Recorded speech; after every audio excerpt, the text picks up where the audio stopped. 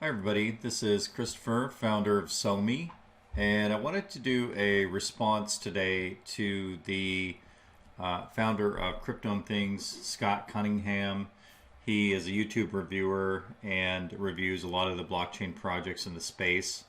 And about a year ago, he also reviewed us. He did a honest review, what he labeled an honest review of SoMe Social. I have that up as well, where he kind of brought up some of our web stats and a number of other issues that he had with the site. In particular, at the time, he was upset about the fact that we were showing our CloudFront stats that show that we had total of 34.7 million requests or hits to the website, and that he wanted it to be, I think, unique users, or he was calling into question the amount of traffic that we were getting. And I clarified a lot of things. I showed real time our Google Analytics, and for a period of time, I think I showed back a year where we had not installed the snippet of code at the time, so only half of the year was, I think, tracked in Google Analytics. But it showed all the information transparently to the community, as well as a website called Alexa that Amazon owns that pulls the website data. He had registered on that. What was interesting back then is that when I registered real time on Alexa, all of the information that we showed real time really showed the exact opposite of what he was displaying on his screen. So it made us really question the integrity of the data that he was using at the time. And so now here we are again a year later. He's actually come at us with another video called SoMee's Last Effort to Take Your Money. And so basically he's accusing us of being a scam, basically saying that it's 99% a scam. He talks about our Republic campaign, that the information's false, which I'll show you and talk about his points that you can't just get listed on Republic and provide false information. It took us a year to get listed on Republic, and we had a third party that had to be hired to review our corporate documents, review our taxes, review all of our filings, review pretty much all of our deal documents, review all of our financials, and it's a very intense vetting process. So scams don't get listed on Republic. That's just the bottom line. They don't. You can't be a scam project and get listed on Republic. It's absolutely impossible. And it took us a lot of hard work and about a year to actually get our listing on the site itself. So I'll kind of show you all of that and basically label this SoMe's last effort to respond to Scott Cunningham and try to maybe win this guy over. The bottom line is that scam projects don't take the funds or don't use the funds that they receive to actually continue development. They don't pour money into software like we're doing. They don't pour money into the infrastructure costs and paying bills and paying taxes and doing all the things legally that we do to register a business, register our Delaware corporation, and different things. Scam projects, or rug pulls as they call them in the crypto industry, they get money as much as they can and then they pull the rug and they run. And they use all the money for their own personal gain. What we've done as SoMe and as a project is we've just managed the funding that we've had very, very wisely so that we could get to this point, because we have had a journey that is maybe all too often familiar for a lot of small companies that actually try to build something like this, where they get taken advantage of by developers. And we had some bad developers early on. We had even an advisor that recommended a development team at the time that did some of the worst code that we've actually seen. And there's been a lot of different twists and turns. The startup journey is full of difficult things and pivots that you have to react to in time. And so I think Scott just is probably a young guy that a kid that doesn't really understand the dynamics of building software. He can go in and review and try to think that, oh, SoMee's just a scam because, you know, they have several different tokens, or they had their ONG that they burned half of it to an address that wasn't an official burn address. And I think he brings that up again as one of his first points. And to speak to that point, ONG, when we launched that token back in 2017, it was an acronym for our parent corporation, One Name Global. And, you know, we decided to rebrand it after the community voted to rebrand us to SoMe. And then just recently, we changed the token to SoMe. It makes sense, right? For branding purposes, but also the old ONG smart contract was old code. It was vulnerable. It just wasn't updated. It wasn't updatable. And so what we did is we actually updated the new contract. We changed the name. We launched the token with the right supply. Back in 2018, I think I burned half of the ONG. There was 300 million, and we burned half of it. And at the time, there were so many scams with burn addresses that I was reading about. I was just nervous to burn it to one of these unknown addresses. So I just burned it to a Trezor address. And you can research that address to this day.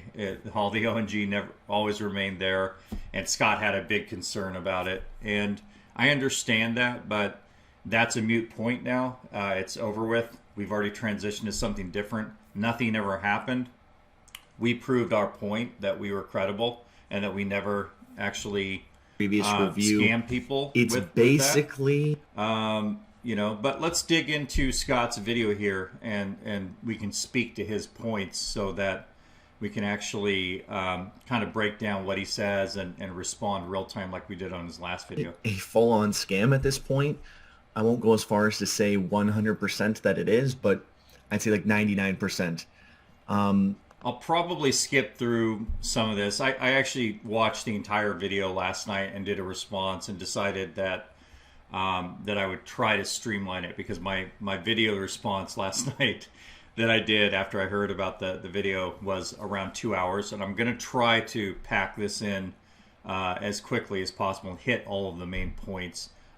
So I kind of also summarized his key points or his key concerns, that we had like 4 fundraisers, or that we're doing a DAO, that he's concerned that we're going to raise money from the DAO. And simply untrue. The DAO that we have is something that we launched, like many projects launch a DAO.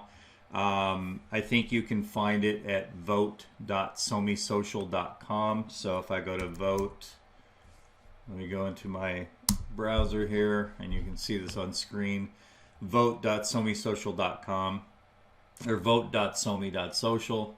It goes to the snapshot, and basically we'll pull up the DAO. We just launched this for basically for the community to put votes for the platform and to issue votes for new features or different things that they want for the project. We launched on a service that actually allows the users to vote without gas costs. And I think what it does is it takes a look at maybe what they're holding in their wallet. It doesn't actually charge them anything, and it just does a snapshot to where they can vote on any specific subject. You know, like they want to increase marketing efforts for brand awareness, name for the NFT marketplace. They want a bridge for wraps tokens of SoMe, SME, and SAT to gain exposure. Different things that they can actually vote on. Hive spam handling, for example. We did Hive spam handling that we immediately pivoted into when we transitioned into Hive, and we integrated that so that it would help us with our spam on not only on SoMe, but especially for people who connected to the Hive blockchain. There's a lot of protection there using the Hive blockchain. So those types of things he has a concern about. And let's continue on. They've done video. like 4 or 5 fundraisers at this point. We'll go through all of them. It's not true. We haven't done 4 or 5. We've actually been in business since 2013. This month actually is the 10-year anniversary when I had the idea for SoMe. and I sat down with an advisor at the time in February, early February of 2012. So it's been 10 years, and we basically have come a long way. But over that 10-year period, we've raised maybe the total that we've raised along the 10 years is around 2.5 million. It's actually not a lot of money to raise for a project of this scope. So what we've done with the little that we've had over this period of time has, in my opinion, my humble opinion, it's been amazing to see what we've been able to accomplish and the things that we've been able to overcome. Because again, I mentioned that we have had difficulties with developers trying to scam us. We've had advisors that have brought in people that didn't deliver like they said they would, and we've had to make pivots. And we also built out on the Steam blockchain in our last iteration, and it was very difficult because we were getting a lot of transactions. We were getting 2 million hits per day on that blockchain or more, and it started dropping transactions like crazy. So we reached the limitation of that specific blockchain and had to make some difficult decisions to pivot off of it. And we were working with some of the core developers at Steam, even trying to help us at the time. And that's why it took so long, because we were doing that for several months before we actually made the difficult decision that we had to just transition off and pivot and do something different, where we also recoded our application. So the most recent build, we wanted to make sure that we had A+ code, which we do, and it's third-party verified. And we now have it layered on this AWS hyperscale network. So a lot of things that I think Scott, as a young kid, doesn't really understand. He's just out there, doing his YouTube reviews and kind of, from a limited scope and a limited understanding, doesn't really understand the world of technology or software development. So let's continue to allow Scott to talk about the project. And they're currently starting a DAO, which will likely be raising funds and have a token. And they're in the process of, I believe there's like 53 or 54 days left for just completely tanked. And I lost like 98. I think Scott's, I'm just going to kind of fast forward through this again for the sake of time. But Scott's saying that he lost 98% of the value. How many times had people that had owned Bitcoin early on seen the value of their Bitcoin rise and then fall and losing the value of their Bitcoin? If you don't have the stomach for crypto, it is volatile. We tell people, cryptocurrency is a volatile thing. Again, I think this kid is just, maybe limited experience, limited depth of knowledge in what's happening in the actual crypto industry. I know he's been in it and he's been around, but he just, I think, has unrealistic expectations. And a project like SoMe, we're not like some of the scam projects that have been rug pulls where they just want to pump up the price and then get as much money and run. What we've actually done is just put in the hard work, and we don't talk about price. We don't care about the token price, because to us it's just a utility on the platform. People use it to actually boost the content, to participate in the content moderation, the content earnings, and for their likes, for powering up. And in the future with the ad share marketplace, it's the SAT token, an ERC based token that we launched specifically for the ad share marketplace. So again, for the sake of time, I'll kind of fast forward through some of these, but I'll try to stop and explain certain things. And I know Scott brings up like the G-Bucks, where we discontinued the G-Bucks and we then replaced it with SAT, and then we never launched our ad share marketplace. Yeah, we did discontinue G-Bucks. We had G-Bucks, G-Fuel, and SoMe points that were on our internal Steam chain. And when the Steam chain was decommissioned and we transitioned to Hive, we still allowed people to access their wallets through our backup site. So we gave them a login, and of course all of their actual cryptocurrency like ONG or Ethereum they could always access those wallets and log in via their private key through my Ether wallet or mycrypto.com. We never control the private keys. So it's another one of his points is he'll say that we shut down wallets. We didn't shut down wallets. We shut down a blockchain that we were transitioning to and allowed people to access their backup data or allowed them to always, we couldn't control, of course, access to their actual wallets that held the crypto.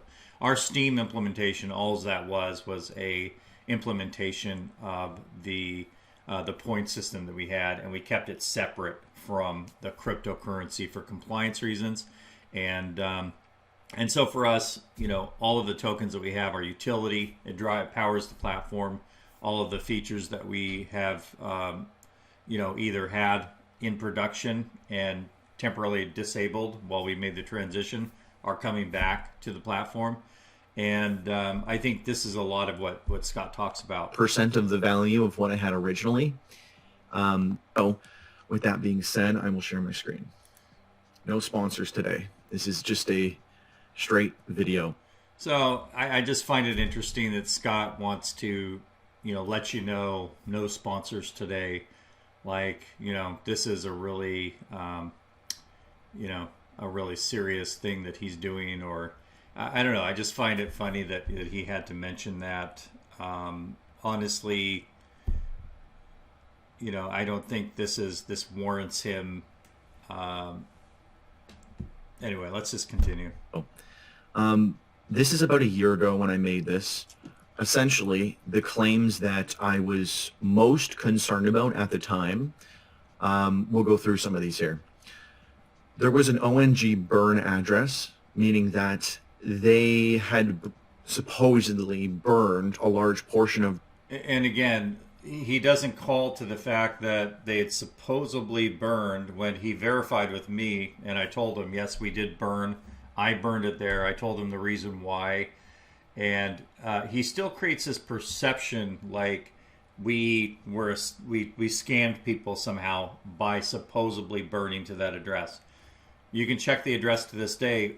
Not one of those ONG ever moved, because we know we burned them there and we have no ability to move them. So even though it wasn't a traditional type thing, he should believe me when we had discussions about this.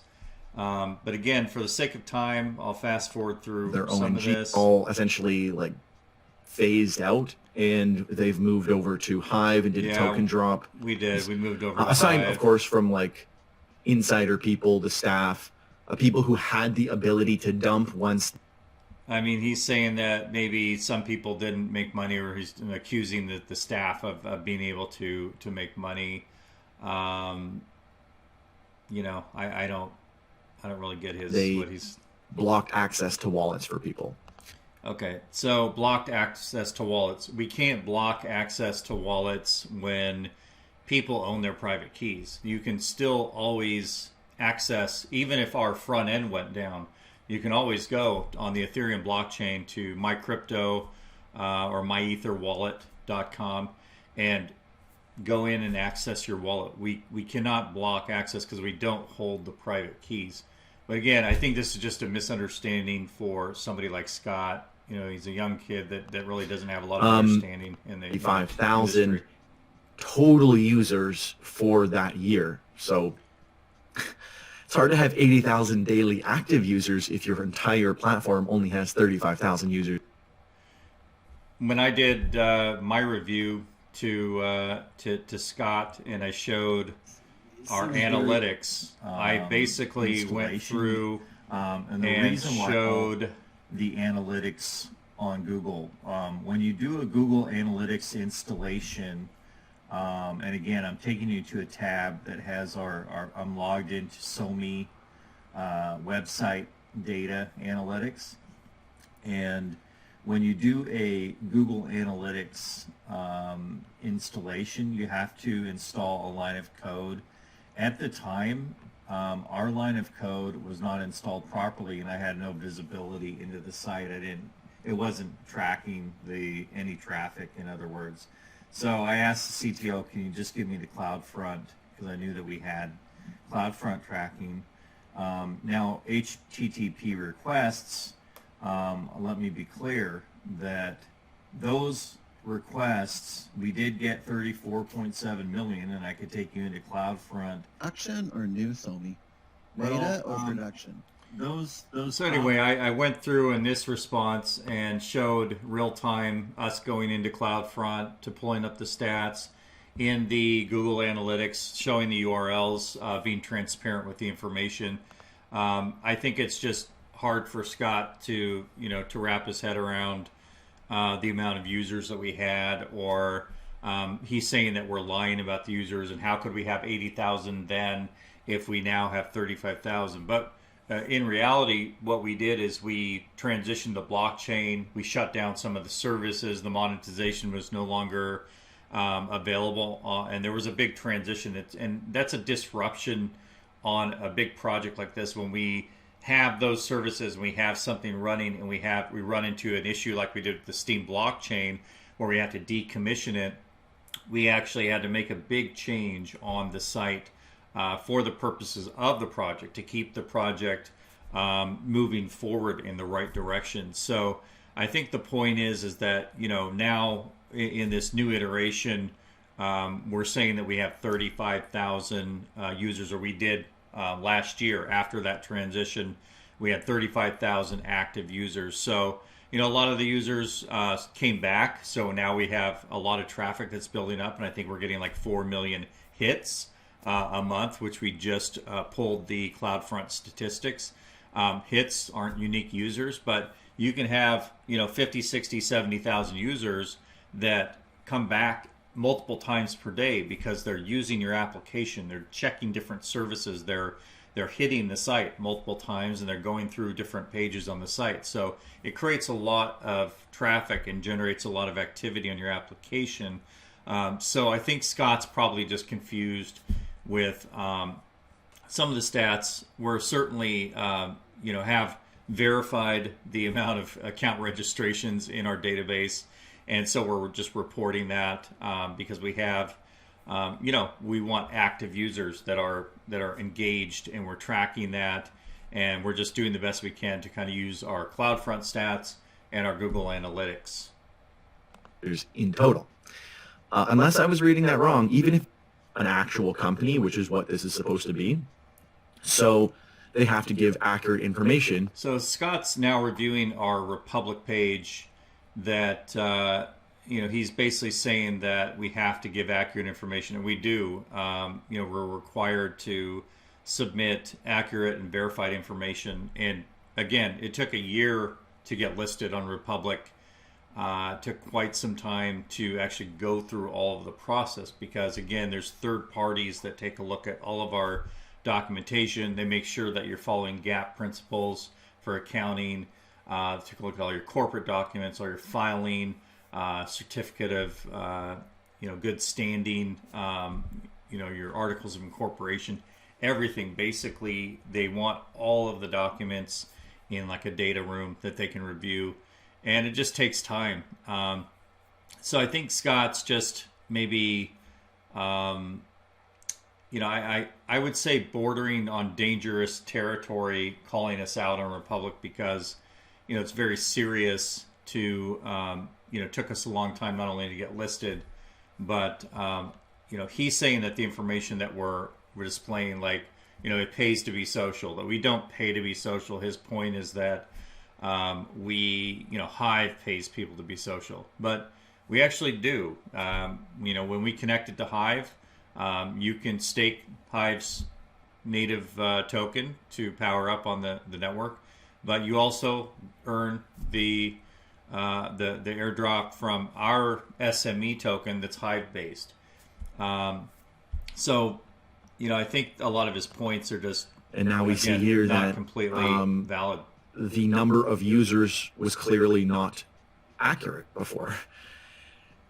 Let's dive through everything that they're claiming here and see how accurate it really is, because I would argue that most of this is inaccurate, and that's an actual serious problem, because technically this would be misleading investors and just be straight up illegal, right? So let's talk about it. And I'm not saying this is 100% the case, but based on what they're saying and based on what is actually true, it seems like that could actually be a legitimate thing. I think Scott's confused with our past betas because we've had several of them, and we have scaled different amounts of users in past betas.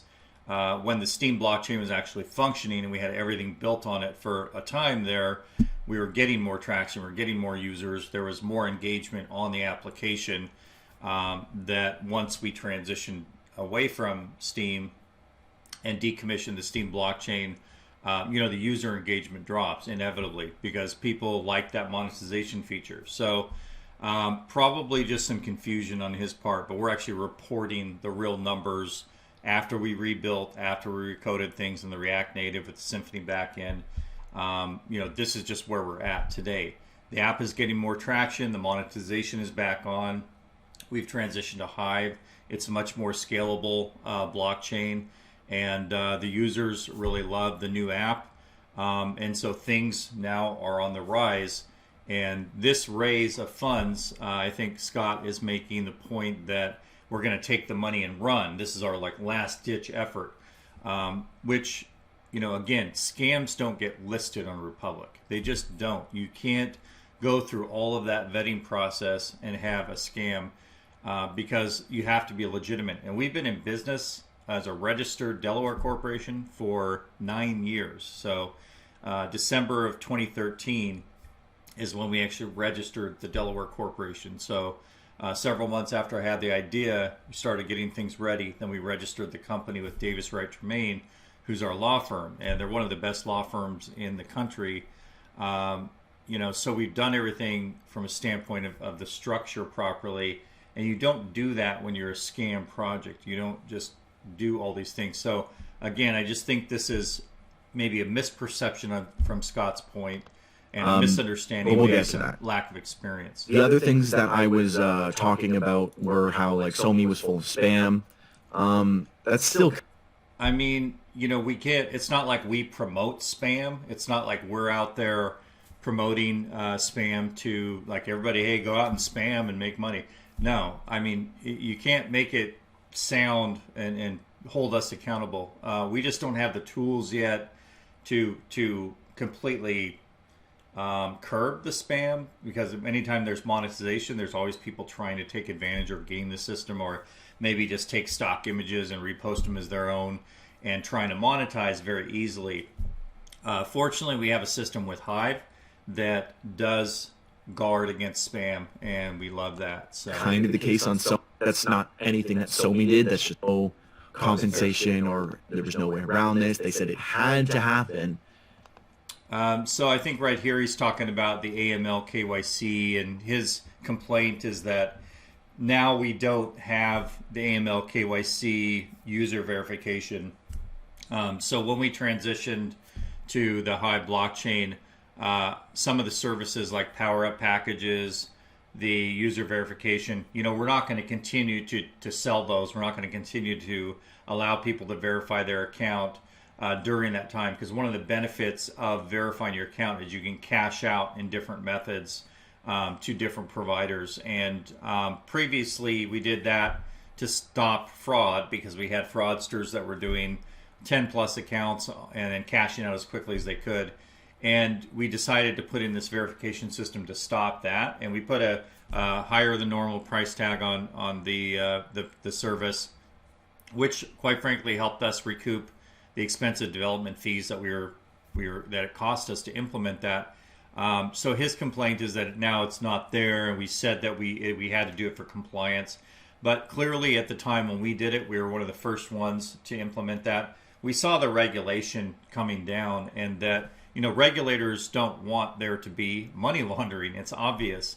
They don't want people to be able to get into crypto and then to wash it through different systems with no accountability, and to be able to get away with tax fraud and things like that. So yes, as a compliant platform, we have verification, we have AML KYC applications, even though with Hive now that we're connected to them, technically everything's going through Hive, and it's not going through us like it was with the Steam blockchain, because we had forked it, and that was strictly through our system, and it wasn't through the broader system of Steam. So yes, we did require it back then.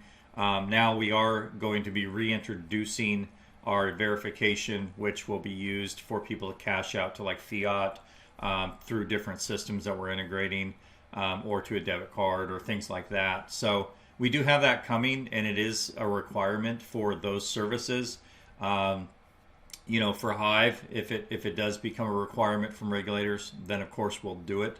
So, you know, anything that we have to do to stay compliant and to stay, you know, as an entity that's abiding by the law, we're going to do that. So I think his complaint is that we were trying to, you know, introduce verification, and that we said that we had to do it, and he thinks that we didn't, and he really didn't like Now the we know fact that was a we had lie, that. because now there is no KYC, and they're just using Hive. So what happened to comments on the video, which I thought was funny, but then they eventually enabled comments.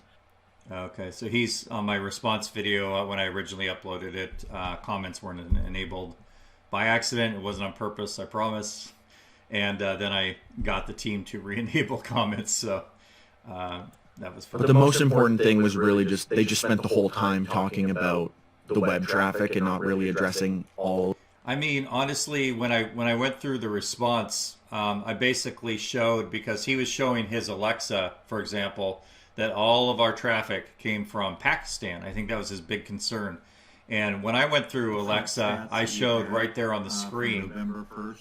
We went through CloudFront right here, and I'm showing you guys CloudFront, all of our stats. 60 days that we've had have been what? Real time on the screen with the CTO showing that we had, you know, these millions of monthly hits on the site, and then showing that the traffic was 31% from the United States, Venezuela, Vietnam. I asked him, is there Pakistan in there? He said, yeah, number 10. So again, a lot of the information that I showed at the time as I went through this, and I went through and showed all the statistics, really just showed the exact opposite of what Scott was trying to show. And, you know, to me, you know, when I disproved a lot of his information on the points that I had already covered, there was no use in me going through the rest of his video, because it was already discredited, in my opinion, because the information that he was showing on his screen, on his static screenshots, that he wasn't showing true transparency like I was, real time, showing you click through the website and showing you the URLs in my bar. To me, I had already disproven and the information that he was trying to show, because his screenshot showed that we had like 99% of the traffic or something ridiculous like that from Pakistan. And you saw that's just not the case. And I was showing you real time on a screen share with the CTO. So all of these really important issues. And yeah, so that was that, and that was the first chunk. That was just all my previous coverage. This hasn't really gone into anything new. Their team has expanded a lot, and he talks about the team, you know, and his complaint is that he wants the people that are part of our team to not be part of it, and he's afraid that we're, you know, paying all these people. And honestly, most of the people that are part of our team, aside from like myself, the CTO, and some of the marketing team that runs our social media and our channels and does our marketing. Aside from that, you know, our costs go to development and infrastructure, and we have one of the best development teams in the nation, Seattle Software Developers. They've been around since 1989, and they're one of the top dev houses, and we're very fortunate that we can work with such a great development team. But they're not cheap. They've built apps that out there in the market like TikTok, SoundCloud. You know, you can go look at the Seattle Software Developer site and see what they've done. But they're an incredible company, and you know, we had moved our development from overseas. You know, previously we had a really good development team that we decided to bring it all into the U.S. There's obvious benefits to having it in the U.S. for purposes of tax benefits and R&D and things like that, but also being closer to home. And this development team actually really loves SoMe, and they want to really become like the only project that they work on. So again, he talks about the team, or he talks about like BitBoy, and complains that we paid him all this money, and we didn't. We never paid BitBoy anything. He actually just came on as an advisor, completely 110% for free, and he never asked us for a dime, and we never offered him anything, because we just appreciated the fact that he was part of the project and wanted to talk about it a few different times. Maybe when he talked about it, he was excited about the information. We were excited about where we were at, and we thought the progression of the site at the time was a lot further along, because we had a roadmap laid out, and we thought that the development team at the time was on track to hit it. Little did we know that the development team that we had at the time had miscoded certain things, and the code wasn't as good a quality as we would have expected. And little did we know that we would run into an issue with the Steam blockchain. When we reached so many transactions per day, it started dropping transactions, and we couldn't get that solved. We had to pivot. So, the plans that we had got derailed. And so, it's not to say that videos that our past influencers had done should be discredited, because, we are back on track to where we can almost ready to scale again with a really, really nice app. But, things happen that are unexpected in business all the time, and you can't just give up. You have to pivot, you have to be creative, you have to do things that keep the project moving forward.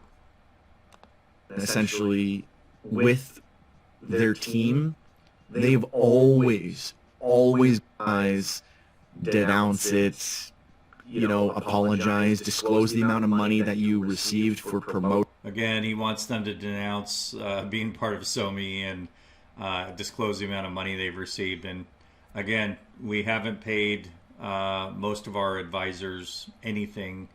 They just really believe in what we're trying to do with decentralizing social media, putting people in control of their private information, and having more ability to monetize their time and effort on social media. So, again, it's just, why would somebody denounce it and then say that they made nothing? It just doesn't make sense.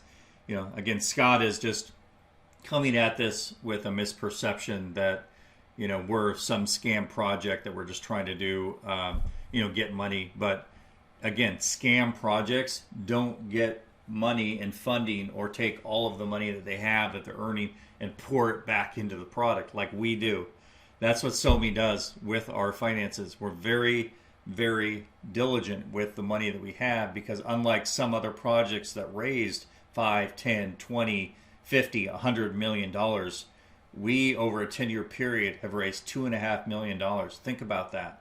It's not a lot of money for a project of this scope. We've been very, very, efficient with the capital we have. We've had to be, because otherwise, in times where we went through with crypto winter and everything else, a lot of projects went by the wayside and couldn't make it. We were heads down working on our technology, overcoming difficulties with different things that we ran into, miscoding and the Steam blockchain, as I mentioned before.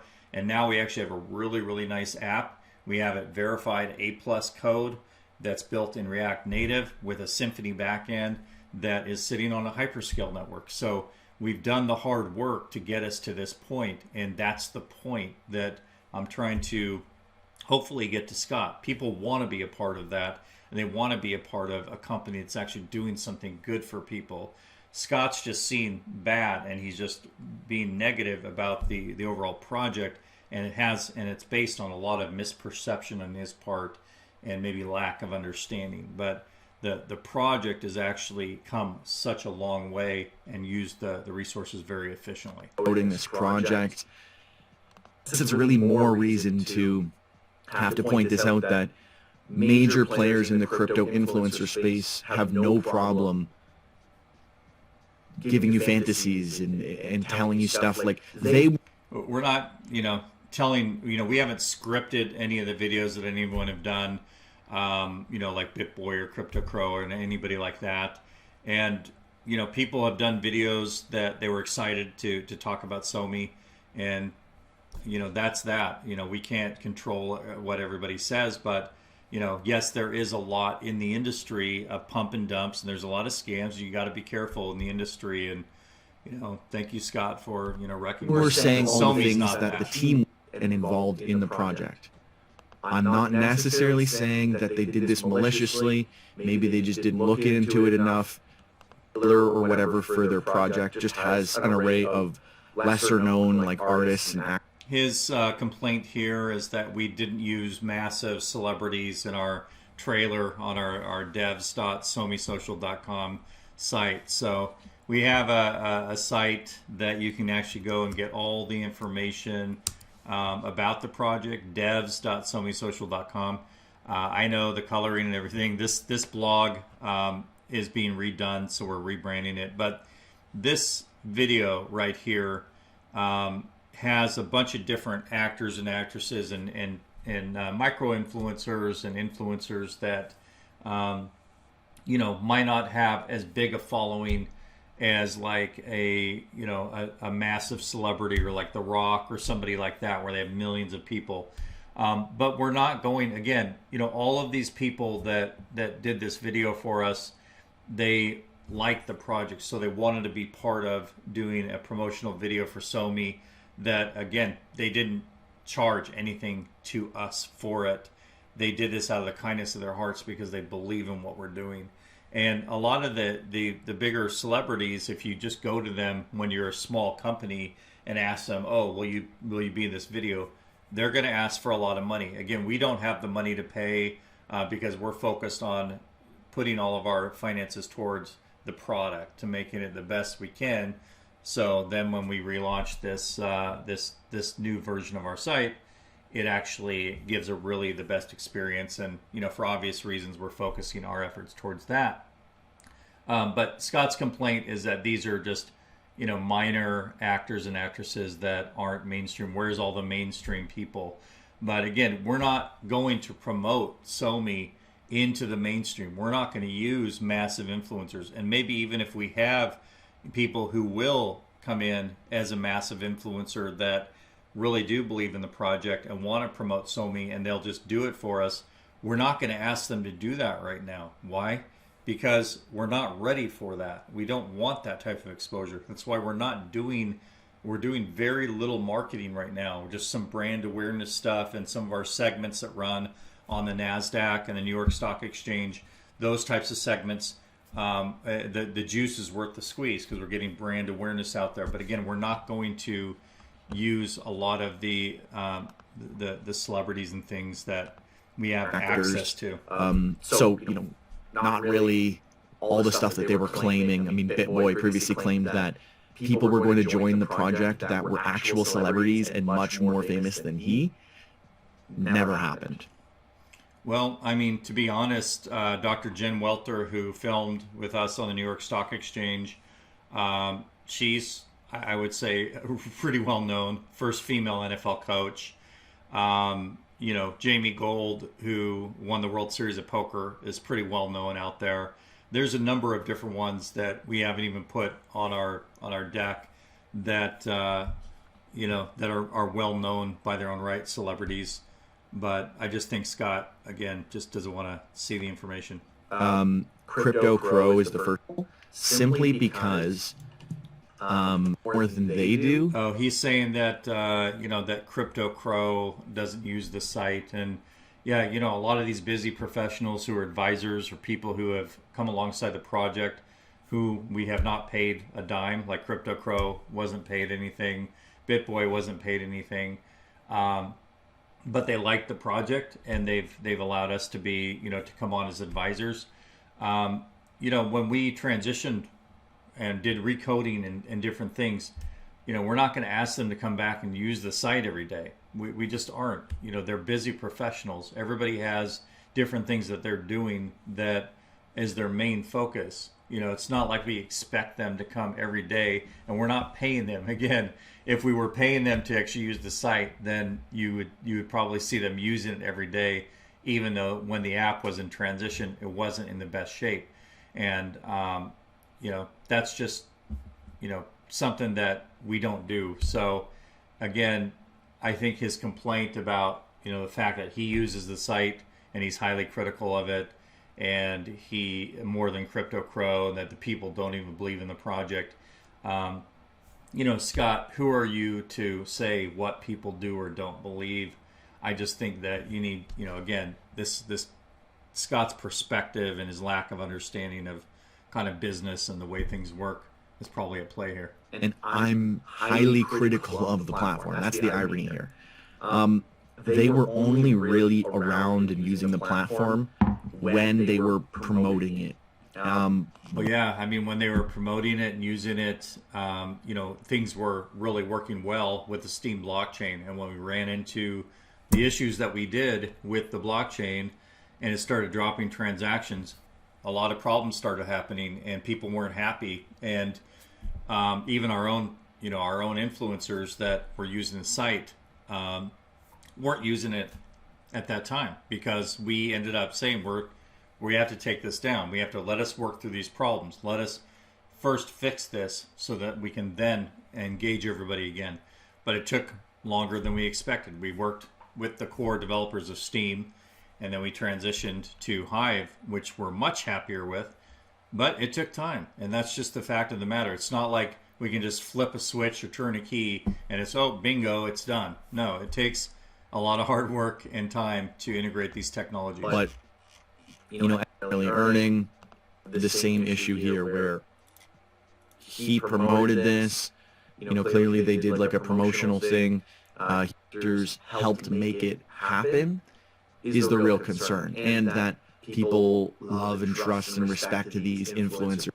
She seems like a nice person, but again, I'm not necessarily saying that. Wendy O came and did a segment for us as well, but we didn't pay her for it. She just did it out of the kindness of her heart. We appreciate Crypto Wendy, and hopefully she'll come back when we actually have the platform ready, which it's 95% ready. We're waiting for short video clips, the filters, the encrypted chat, and the final wallet features, re-enabling power-up packages, and there's a payment mechanism that allows people now to pay with crypto and crypto to fiat, fiat to crypto. There's the verification system.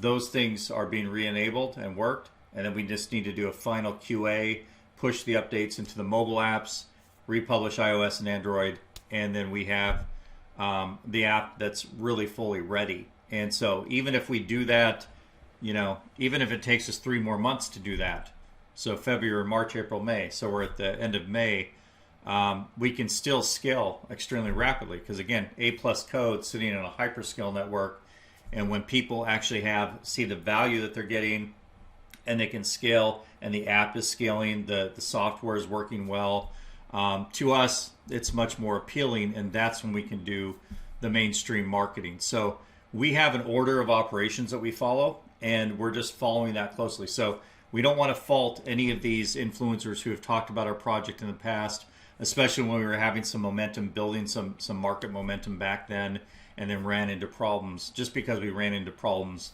it shouldn't reflect poorly on them. It's just that they're not going to continue to use the app on a daily basis. These are busy professionals, that hopefully Scott will understand that, that's just the way life goes. Everyone who was involved was malicious, and maybe they didn't know or whatever. To say that, people were malicious or that they're, promoting a scam, again, he's basically calling us a scam, and scams don't operate like this. Scams don't get listed on Republic. Scams don't take the funds that they receive and pour it back into product development. It just doesn't happen. That's because scams take the money and run. Scams do things like, have people go out to an island where there's not, an event that was planned that was supposed to be planned. What do they call it? The fire festival. Scams do different things with the money. They burn through the capital, and they don't have any accountability. We actually have accountability. We have our bookkeeper. We have our CPA.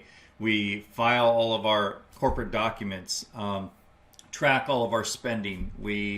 And all of that had to be reviewed to get published on Republic. So again, Scott just has a lack of understanding, and for some reason, wants to call us a scam and he wants to question the credibility or say that maybe some of these users were malicious by being involved in it, but it's just a course of how the project progressed, where we were gaining market momentum. A lot of the influencers took notice of it and wanted to be involved, and then we had to decommission some things because we ran into some unexpected issues. That happens in business. But at the very least, I do need to highlight these so that people can let them know, and hopefully that they go back and maybe delete I'm just how going to much keep money fast was ever forwarding actually through, never really through this came of part this, where he's just and complaining who about brought people. this all together. BitBoy. And they had about 554 participants. It was, You know, he's complaining about Card Starter. You know, and again, that whole thing was for us to launch on Cardano, which we will still do. The it was bridge to private. It was an Cardano. IDO. So there is some stuff going on. Yeah, I mean, his complaint about the SoMe advertising token in relation to G-Bucks going away. You know, in our last app, we had an incredible inflation rate. The devs that were brought in by an advisor that miscoded things that launched our fork of Steam, they did things in a way that wasn't intended for us, and it was not traditional. It caused massive inflation on our Steam implementation that wasn't ideal. It wasn't sustainable. So people were making massive amounts of earnings on these on the rewards that just wasn't intended. It should have never been that high. But we honored it. We paid people out. But with G-Bucks, that we were giving people a third in the G-Bucks, we told the community we're getting rid of G-Bucks when we transition away from Steam, and we're not going to compensate anybody for it because everybody got massive amounts of earnings on everything else on the chain, and nobody complains about it but Scott, because Scott and Scott, quite frankly, at the time was in contact with our customer service pretty consistently. We gave him a lot of detail about his earnings, about his breakdown. We were always communicating with him. I'll have to pull up his old Ethereum address, you know, which is public information, and take a look at it, but I believe that he cashed out quite a bit. And, you know, he likes to say that he lost 98% of his value, which that happens in crypto, but not before he cashed out quite a bit. And he made his amount, but he doesn't disclose that. And I think that's sad because he's creating this misperception again that he just, you know, got scammed, which he did not. And again, he's trying to say that SAT token is, you know, has no activity, which then he just said, okay, well, it has some activity. And then he goes to Uniswap and he's like, well, there's insufficient liquidity. And we didn't control that, but Uniswap upgraded to what they call Uniswap version 2. And so if you actually click on version 2, that's where all the liquidity was put through the implementation that was done. We didn't actually handle any of that. And for us, SAT is just there to, we didn't list it on any exchanges. It was listed on Uniswap. You know, aside from us, we didn't directly do that. And for SoMe, the SoMe advertising token is a utility that powers the advertising marketplace. When we release that, the advertisers and the influencers will participate in that system in the SAT token. And so until that happens, you know, we just, you know, we don't have a lot of control over what happens on Uniswap. But I know that, you know, he couldn't somehow do a transaction with it, and it's because he was on the wrong version of Uniswap. If we go to find that, but for the most part, no one's really buying or trading or selling this. Yeah, again, it's the wrong version. So if you go to Uniswap and you launch the app,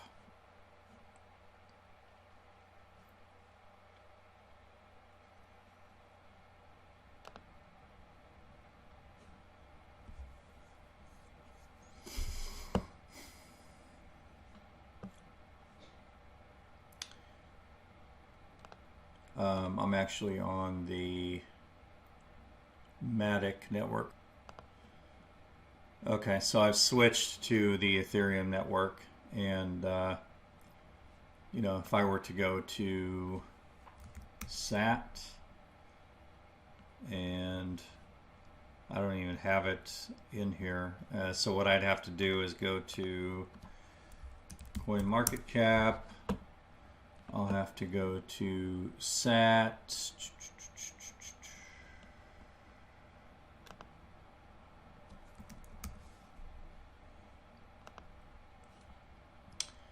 I'll have to go to the Explorer.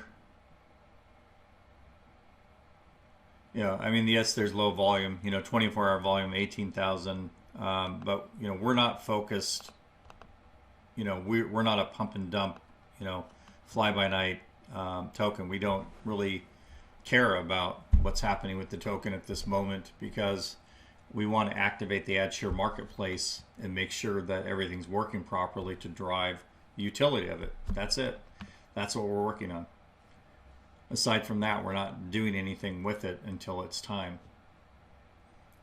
So let's copy the address. Let's go back to Uniswap. Let's put the address in here. It's going to recognize. Now we can import the SAT according to the contract address. You can see I have 1.5 million actual SAT in here. And then if I were to, want to swap it out to like Ethereum or something like that,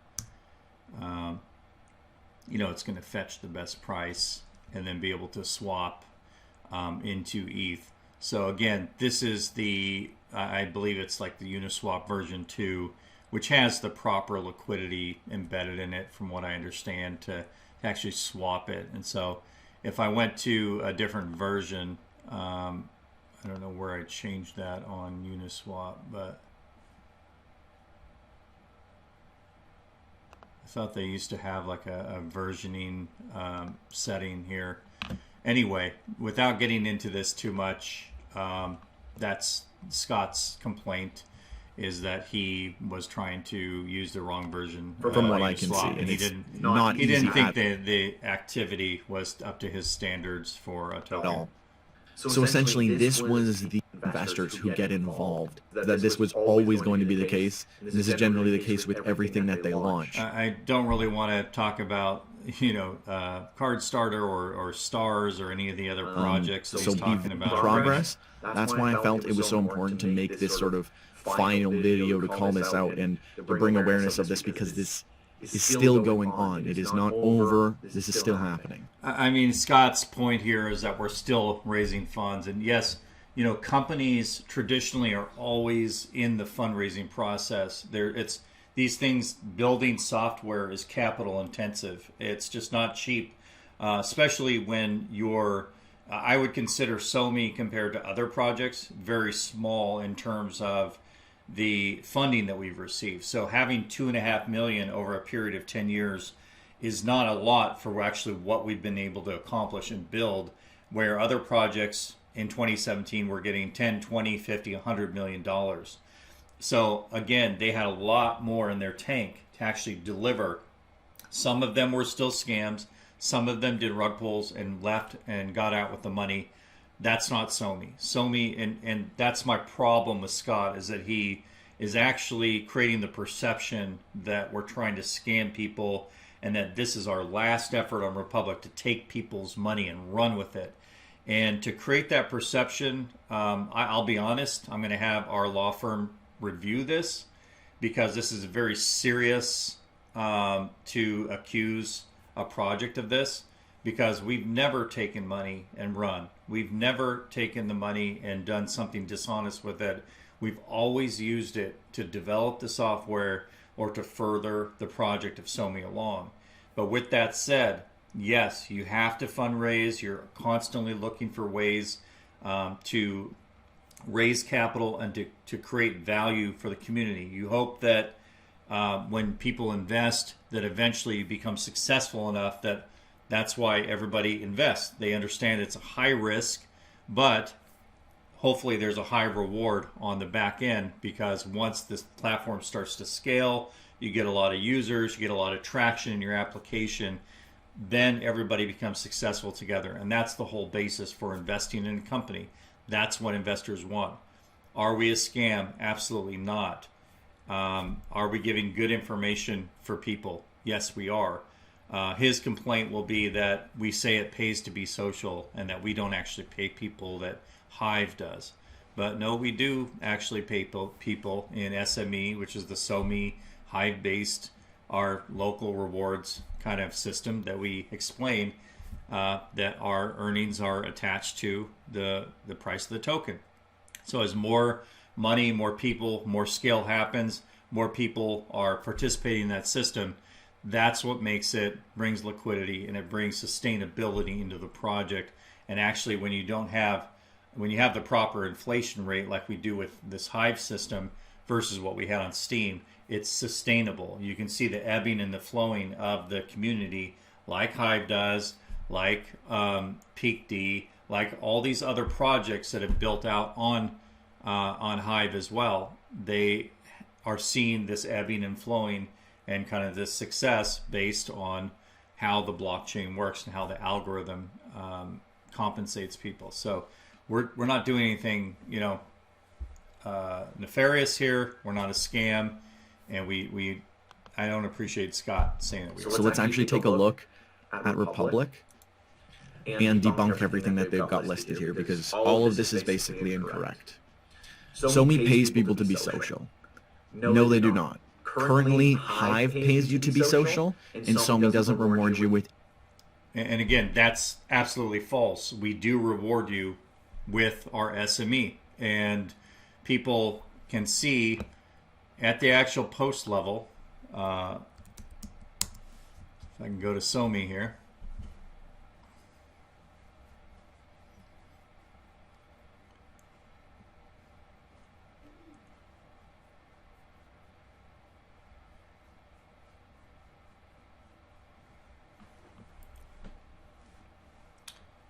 See if it'll load up here, but I'm going to upvote RG10 here and do a couple of upvotes real time, but also let me go in and show you some of the posts that actually have maybe some older posts that already have some value that are already associated with their posts. So you can kind of see, the actual SME that's being paid out for pending, and that's the majority of the payout is from our own SME based token that people are earning at the post level. So again, Scott saying no, they don't pay you out anything. Yes, we do, and that's what we explain. It's attached to the value of the token. And when we go to the Republic page on SoMe, we actually show you and tell you that all the stats that have been verified, and right down here we tell you, since SoMe's system is blockchain based, users earn money based on the token's value. The token replicates the value of how much you earn from posting content and likes. Currently, the token allows users to make an average of 25 to 30% per follower. 50% of the money that is earned on a post goes to a content creator. 50% goes to those who are liking, commenting on the post. Something I would like to say is that the 25 to 30 cents per friend or follower is an annual calculation. So we're saying, for yearly, how much should you expect to earn per user per year? And I think that should have been specified per year in this actual post here. But once Republic goes live, you can't make any changes at all to the text. So that's important to note there. But we are being upfront and giving the estimated earnings for people, and we want let's get back to Scott and see what else he has to say here. Anything at all. So this is all contingent on what is happening with Hive. Like I wouldn't go on a Hive interface like PeakD and be like, PeakD is paying you for content and likes. It's like Hive is, and PeakD is just an interface. Don't take credit for what something else is doing and pretend like you're doing it. The 2020 ARPU from 35,000 users. Now, it doesn't say daily active or total, I'm That's not the point. I mean, we don't need to say daily active users. It's just that we took a snapshot of 2020 with the amount of users. I asked the database personnel to give me the amount of total registered users, and we just took the number and divided by the total revenue that we have, and you come up with the average revenue per user for a given year. We did the same thing last year, our total revenue, and according to how many users, you just take the average out. Whether every user made a purchase or not, you just average it out, and that's where you come up with the averages for the users. going to assume actual stats, and the other stuff was incorrect. Their code is built, and again, this is also invalid because, again, they said 90,000 in 2020. Well, I mean, what we showed was a Google Analytics on the honest response to Scott's. Let me see if I can find the actual section for Google Analytics. But again, you know, when you look at what I was showing on Google Analytics, where we have 94,000 new users, you know, I'm simply just tracking Google Analytics over a period of time. So May 1st through March 31st. And It has I'm logged into SoMe website data analytics. And when you do a Google Analytics installation, you have to install a line of code. At the time, our line of code was not installed properly, and I had no visibility into the site. It wasn't tracking any traffic, in other words. So I asked the CTO, can you just give me the CloudFront, because I knew that we had CloudFront tracking. Now HTTP requests. so I'll just take you back because that's a point that I wanted to make with the user count. Join SoMe in the next like 9 months. Yeah, I mean, you know, obviously, you know, it's hard for Scott. He thinks it's impossible that we could scale 5 million users in a matter of 9 months. But again, we're not making claims that all of those users are going to register on Hive. But we know how to drive traffic. And in our very first iteration of SoMe, we had 3.7 million users in 2 months. So we're fairly confident. That was just a Web 2 implementation that we originally built. That again wouldn't scale, so we had to rebuild, and then later we pivoted to blockchain. But again, you know, even if we have all of the features there, the social graph has been built. The social graph is moving around like never before online, and people are engaged more than ever on different platforms. So if we have the next hot thing or something that people really enjoy using, they can monetize, they can control their data, they can monetize data points. We expect that with the user experience that we have now and a scalable platform, that yeah, we can scale very quickly. So we do expect millions of users to come in. We're just waiting for the opportunity to market it and to actually show people that we can scale very rapidly. And we only want to do that when we have all of the hit list of features that I mentioned, like the video, the wallet completion, the power up packages, the verification, all of the features that we had before. We need to have them integrated into the new system so that people can have a good user experience. So before we market, we'll do that. And I think his other complaint here is that you know, he believes it's just impossible for us to get 5 million users. I don't know. 10 months, which is impossible because there's no hype around SoMe. They've been No, because we're not a pump and dump. We're not trying to create hype and rug pull the market. We aren't a hype project. We're a long-term play. We've been at it for 10 years, and we're continuing heads down now with a very nice platform with A+ code. And we're not just out there trying to create hype. We're doing some posts every day on social. We're doing some brand awareness stuff. But we want to create momentum in the market when we're ready to actually get the attention. So I think there, again, it's just a perception of Scott that he thinks there should be all this hype. And to me, that's a red flag. A project that's creating hype without being ready to actually have the attention is usually a red flag that it's a scam. We're not, so we're not going to just create false hype and then not be able to back it up. We actually want to create true momentum in the market. Barely got any users. And if these people are going to be actually earning, then that means they're also on Hive. And Hive has like 2.4 million users in total.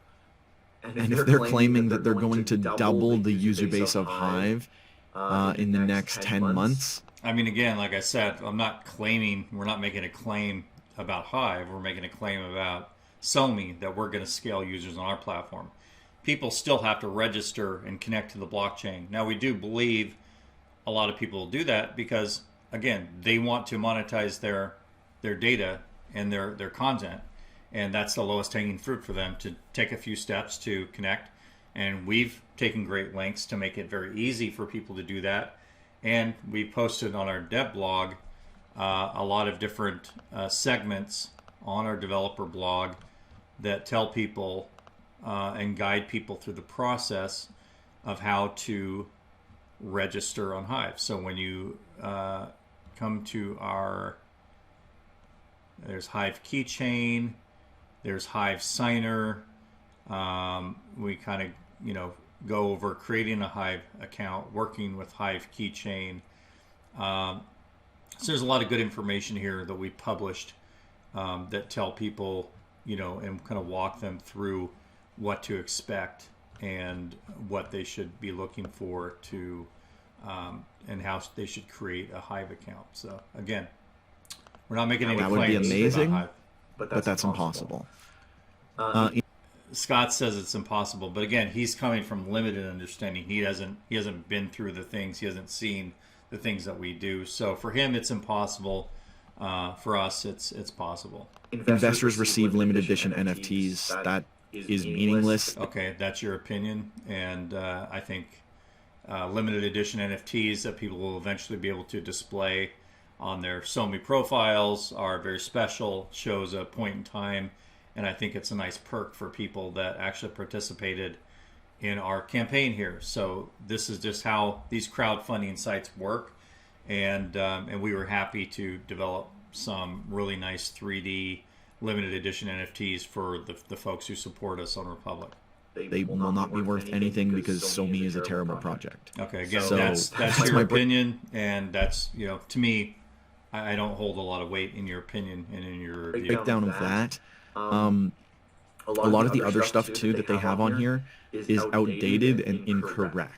I wouldn't say it's outdated. It's just that we had everything in the previous platform, and when we decommissioned certain things to make a transition, now all of those are being re-enabled with our new system. So again, a lot of crowdfunding projects that display their business plan, a lot of them haven't started building yet. SoMe has been building for years, so maybe a lot farther ahead than some other ones that are crowdfunding. But for us, we have, before even the end of this campaign, we'll have a majority of these features with the video clips up, with the wallet completion, with the power-up packages, with the user verification, which we're looking at maybe a new provider for that. That makes it easier for people to verify their account. So these are just some of the things that we are already, in the process of completing on our roadmap. So even before the end of this campaign, and we don't see an issue with that. I mean, we're presenting relevant information according to our modeling and our business plan. Let's find where they actually. So like, for example, this is inaccurate unless this is just based on Hive. No, it's like I said, it's basically based on the SME. So when people go in, they're going to get a certain amount of SME. You can see that this is creating it's pegged, and we have it coded to peg to our token value on TribalDex. So you can see that those are the actual values that are coming up, and they're being paid in SME. So again, Scott is just probably has a limited understanding of what we're actually doing. But if they're saying that this is coming, That's fast on this for investors, which is presumably illegal if you're misleading investors, is inaccurate and not. We're not purposely misleading investors, and we're not misleading investors. We're presenting the information that we have access to, that we've verified, and we're presenting information about our business plan and about what our expectations are. To call into question, that's your right, but to create this misperception that this is our last effort to take your money and to scam people, I think it's bordering, some legal action potentially. Not currently relevant. They've also said that they've partnered with numerous. We say partnered or integrated because some of these aren't official partnerships. They're actually just integrations that we've actually gone ahead and coded into the applications, where we've actually integrated into the platforms. So again, there's partnerships and there's integration. Platforms, fluff. But this is not even real anymore. You can't. Yeah, it is real, and that's why we display it here, because it's actual packages that we sold in the past that we generated revenue from. And no, we didn't have a 60 or 70% markup on these packages. We pegged those to market rates and put a slight premium on it so that we actually did make a profit, which was, what company doesn't want to make a profit, right? So I think it's, for the convenience and for the ability, again, to be able to just swipe a card, buy a power up package, power up your points, now you're powered up, So our modeling is still the same. It's just a little bit different with the configuration and where we've moved over to a different blockchain that's more scalable that we expect and we'll be able to scale with our implementation. And it's obviously didn't build all of our technology on a blockchain like we did previously. So now we have kind of a hybrid between Web 2, Web 3, and we're going to slowly decentralize our application over time. So our kind of strategy is that we want to be able to scale and give a good user experience, but get people into adopting this type of technology, but then later on be able to actually decentralize more and more of it to replace parts that, like Amazon, where we could decentralize the storage to Filecoin or Stratos or IPFS or different systems that are out there, storage. And I think that we're looking carefully at different ones that we want to implement so that people can have totally decentralized experience. But just like Bitcoin took 10 years to decentralize the Bitcoin blockchain, which is in essence just a ledger, there's more complexity on a social application with voice, video, and data that has to be taken into account. Do any of this. So all this stuff that's like on their page talking about their business model and all these different things, none of this is even accurate or like. I mean, again, that's a straight lie because it is accurate, and that's what we present in all of our documentation. That we're re-enabling all of the packages. So again, it is our business plan, and for Scott to say that it's not accurate and to create this misperception, I believe is probably bordering legal implications. Not to say that I want to go that route, but if this causes real damage to us in any way, maybe our attorneys will say that they have something that they can take action on. I don't know. Like this doesn't exist. So if people are, they came up with G-Bucks and then SAT, that isn't the case. And thus it corrupts. Everything is done through Hive. There's no advertisements on their platform. G-Bucks. We haven't released advertisements yet, and we don't want to release the AdShare marketplace until we actually start to scale the user base first. So our strategy is scale the user base and then inject the AdShare marketplace. And SAT both failed to actually generating money. A GoFundMe where they raised $8,000 just asking. Oh, we raised $8,000. Oh my gosh, that's so horrible for a company to actually raise money. I mean, Scott, you're nitpicking a project that has raised barely, any money compared to other projects out there that have raised tens, 20s, 50s, $100 million. We've been very frugal with the capital that we've been able to access through raising capital or through sales over time. It's a bootstrap, practically a bootstrap project that if you actually understand business, you understand this is nothing compared to a lot of the Silicon Valley and a lot of these big players out there. And we're actually built something that can actually go out and compete.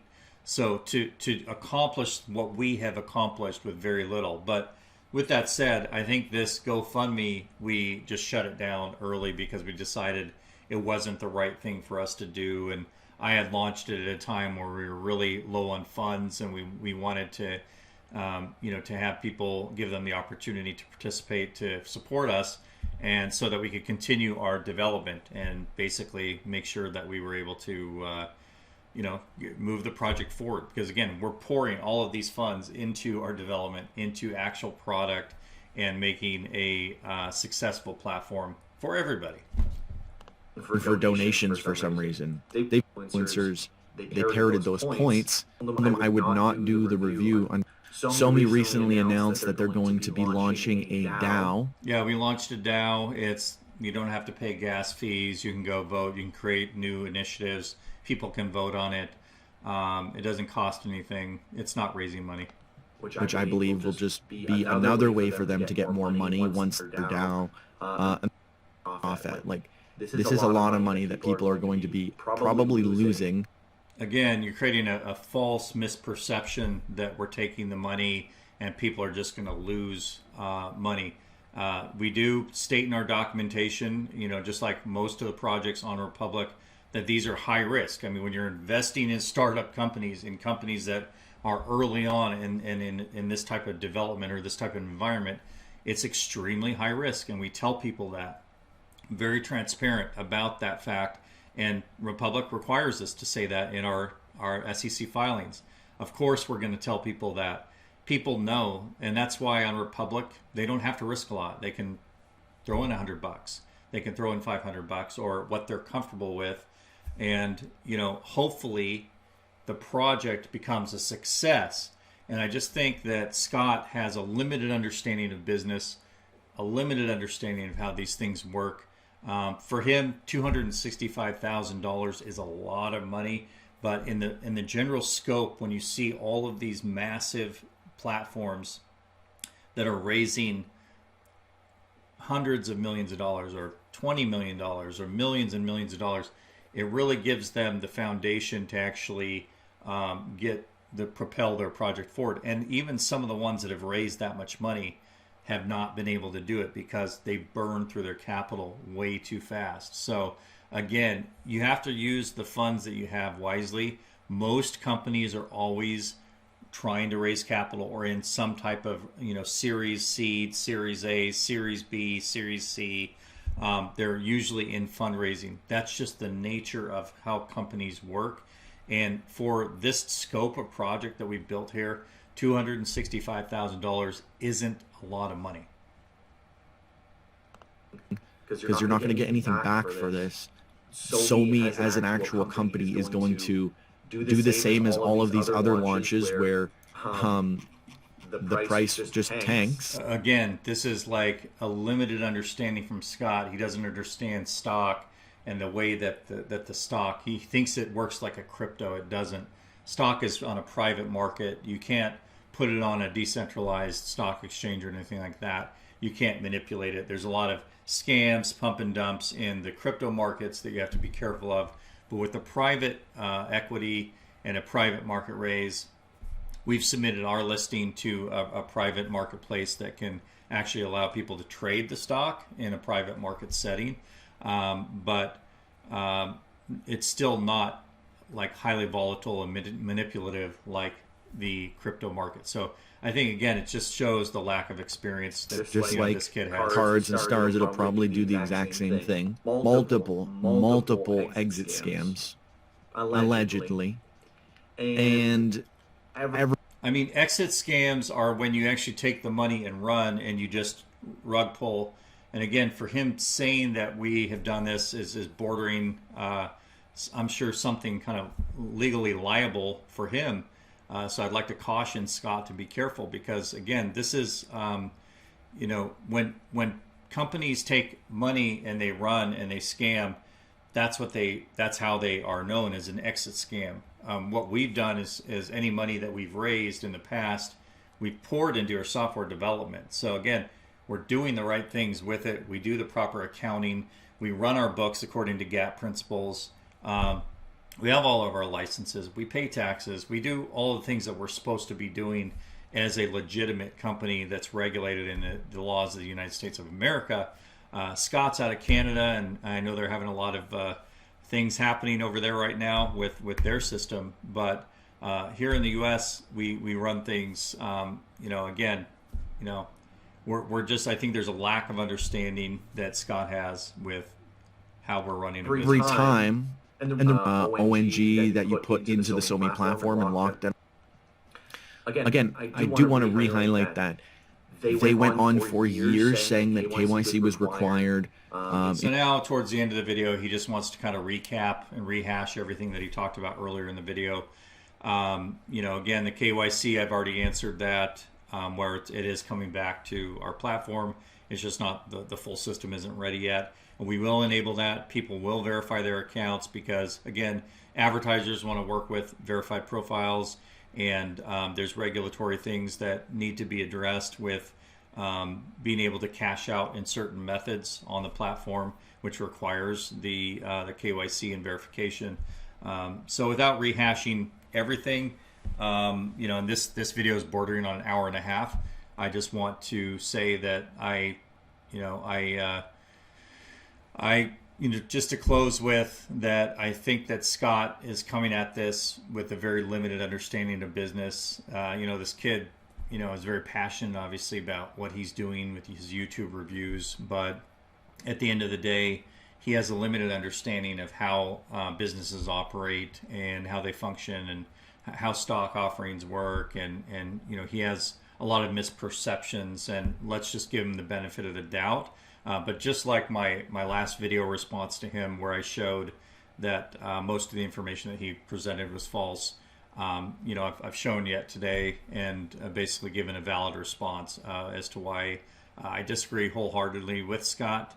And let's see if there's any in order for people to get access to the fund in the house on this. Again, I know this is going to bring a lot of flack my way by highlighting this and pointing out BitBoy, who is a major player in the space. BitBoy's a good guy. We haven't paid him anything. He deleted, so there was no evidence of those conversations. Influencers were never really using the platform too. So I think there was times where it was disabled for 2 months. There's still people getting involved and losing their money in this project, and that's why this is so important to highlight. In crypto, I just think he has a limited understanding. Again, saying that people are losing money in the project. When people invest in companies like they are in Republic, it remains to be seen. We're actually building something of great value. And when you look at our platform and what we've built and what we have today, and all the people that are being involved. And interestingly enough, Roxy, for example, several years ago posted on SoMe how it had changed her life, and she started making $600 a month in a severely depressed economy, Venezuela. And today she's doing better than ever, and very happy for her and for where she's at in her journey. There's a lot of case studies and people that we see that this is impacting their lives. Again, scam projects don't do that, and I just hope that the people can look at what Scott's saying from through a maybe someday Scott will understand from a different perspective and have a paradigm shift. But I appreciate everybody's time. Thank you for hearing our response to SoMe's last effort to take your money video that Scott Cunningham did.